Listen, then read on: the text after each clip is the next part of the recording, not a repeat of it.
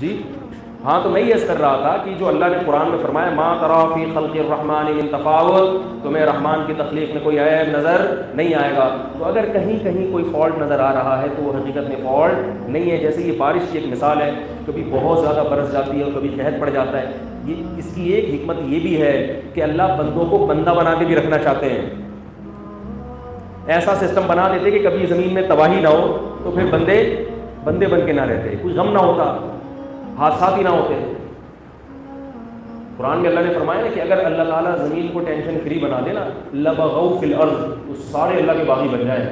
یہ تھوڑا حادثات سے ڈرتے رہتے ہیں، بارش نہیں ہوتی تو قحط کا ڈر ہوتا ہے، اللہ سے گڑ گڑاتے ہیں، جب ہوتی ہے تو یہ ڈر ہوتا ہے کہ تباہی نہ کر دے، خوف ہوتا ہے کہ بھئی کسی بھی وقت موت آ سکتی ہے۔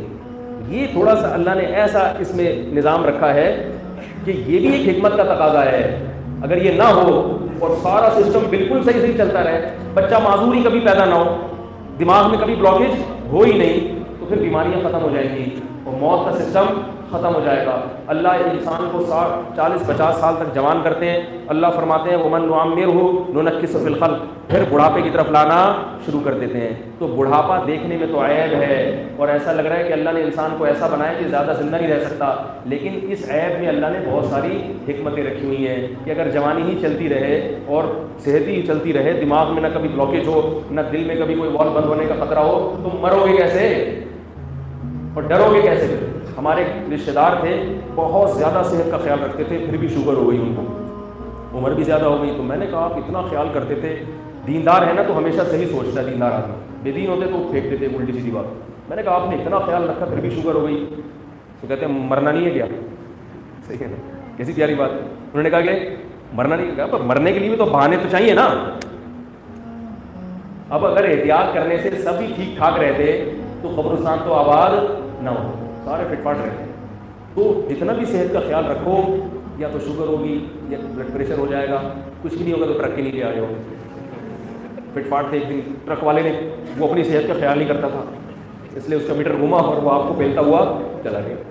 اب ساری دنیا کی صحت کا خیال، آپ ٹریفک کے مطابق گاڑی چلا رہے ہو کہ حادثہ نہ ہو، دوسرے کا میٹر گھوما، وہ رانگ سائڈ سے آ گیا، چھوڑ دیا اس نے آپ۔ وہ ساری دنیا میں ہوتا ہی ہے، سب جگہ ہوتے ہیں۔ ہمارے ایک شاگرد ہیں USA میں، امریکہ میں، وہ کہہ رہے ہیں وہاں تو بہت سخت ڈرائیونگ کے اصول ہے، کہہ رہے ہیں میں چلاتے چلاتے سو گیا گاڑی اور سڑک سے نیچے اتر گیا، وہ پتہ نہیں کہاں سے نالوں سے نکل کے گاڑی پھر آنکھ کھلی بچ گئے تھے، کیونکہ یہ واقعہ سنانا تھا انہوں نے، ورنہ آج وہ خود بھی جا چکے ہوتے اور 25-30 کو پھیل دیا ہوتا امریکہ میں۔ تو کتنا ہی کر لو کچھ نہ کچھ ڈس بیلنس ہوگا، یہ اس لیے تاکہ انسان کا بچہ بن کے رہے، ڈرتا رہے۔ سمجھ میں آ رہی ہے بات؟ اس کا یہ مطلب نہیں ہے کہ اللہ کی کائنات میں نظم نہیں ہے، بے تکا ہے۔ بے تکا ہوتا تو پھر ایسا نہ ہوتا، پھر کراچی میں جب بارشیں ہوتی تو 6 مہینے تک ہوتی ہی رہتی، ختم ہی نہ ہوتی ہیں بارشیں۔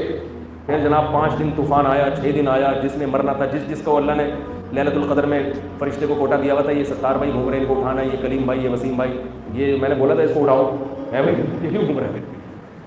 تو وہ بارش کا جو ہے نا سسٹم ہے وہ رکتا نہیں ہے، پھر اس میں کرنٹ بھی لگے گا، پھر اس میں کھمبے بھی گریں گے، گٹر کے ڈھکن بھی کھلیں گے، ٹھیک ہے، ایکسیڈنٹ بھی ہوں گے، تاکہ اللہ کا ایک بنایا ہوا نظام، وہ نظام چلتا رہے۔